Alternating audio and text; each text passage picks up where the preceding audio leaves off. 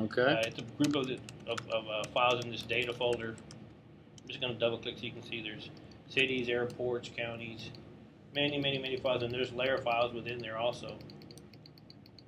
And same with the background folder. There's nation data, administrative line data, and some world data there. But I'm going to go ahead and click on the Street Map North America layer file and click Add.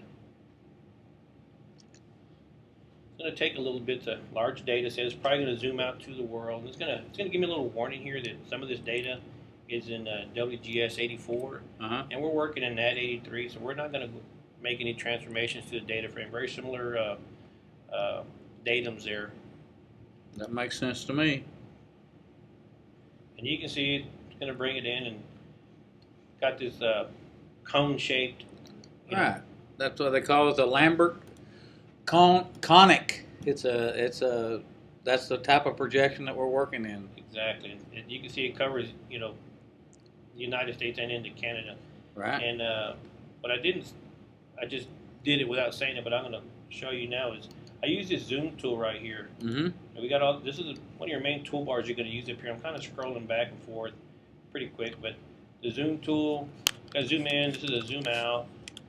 This is a fixed zoom in, fixed zoom out. We got a pan tool. And if I click this full extent, this world button, it'll take me back out to where we were. Got a previous extent and a select tool, clear selected features. And we've got a whole list of tools here. We're going to go through a few of these in a second. But I'm going to go ahead and click the zoom tool right here, zoom in. Looks like a little magnifying glass with a plus sign. I'm going to click that. And I'm going to maybe basically using your left mouse button, Robert, you click and hold it, and then drag a window down either way. You can see a little box opening up there. And once you get to the points you would like, you let go of the zoom tool, and it's going to redraw some data.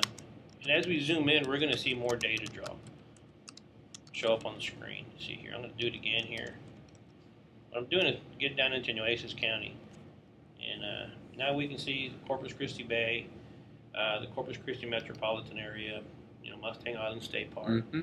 You can see that there's a good amount of data already in here. We got the National Seashore. There's park data. There's metropolitan areas. City limits, that's what the orange is. Yeah, we got highways. Right. Some major roads. I'm going to go ahead and maybe come in one more time so we can see some more data.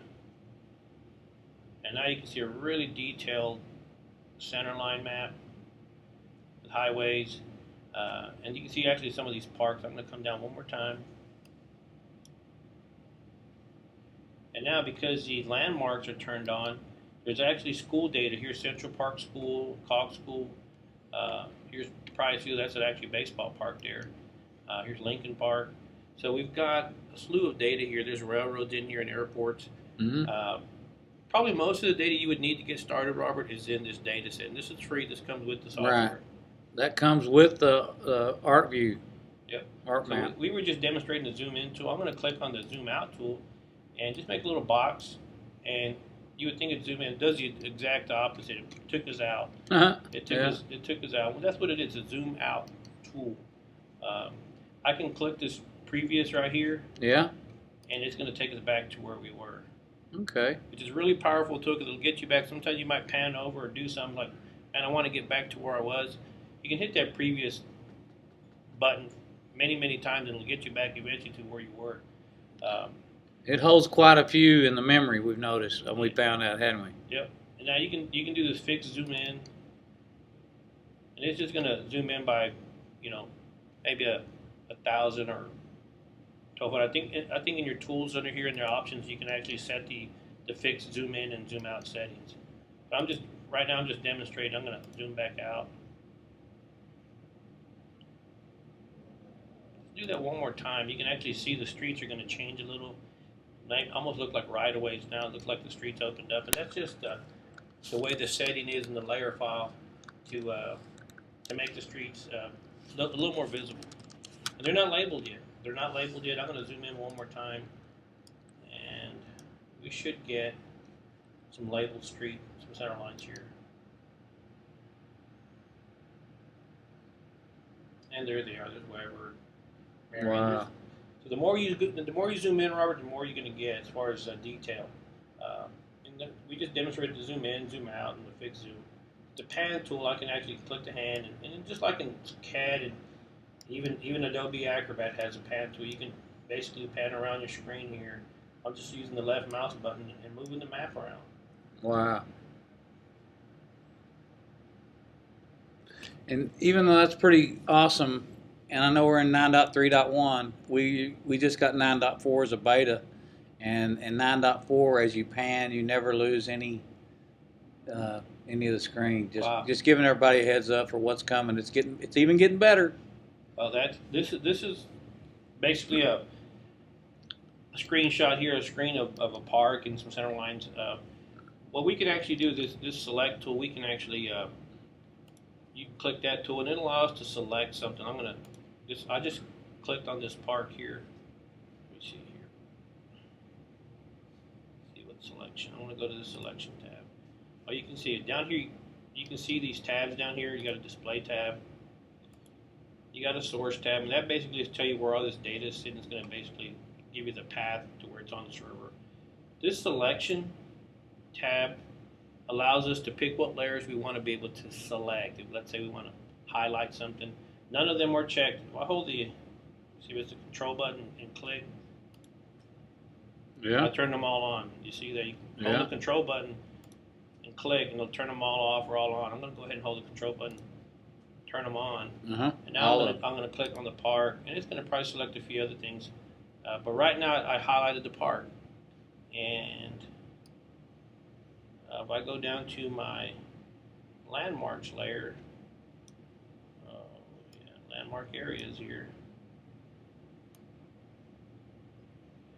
national parks, state parks, local parks right here. It's highlighted.